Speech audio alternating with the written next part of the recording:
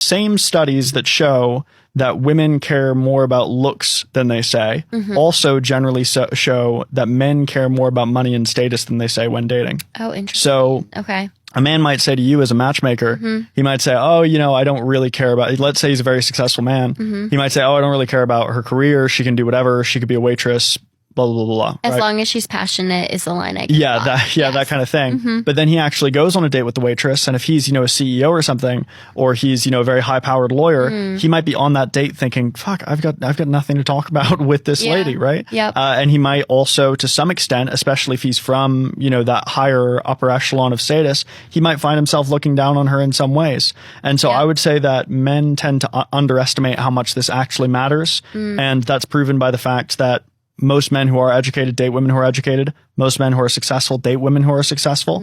And most men, when they're actually making romantic evaluations and speed dating studies, or even in their relationships, they care about this much more than they say in a pen and paper survey or in a TikTok comment. That's really interesting. Do you also think it's because of proximity? Oh, yes. Like if you're successful, you're probably going to be around other successful people because you went to college together and you're going in different circles that are similar. Yeah, I'm so glad you said that, because one piece of dating advice that I see a lot of people online give, and sometimes these people have good intentions, sometimes they don't.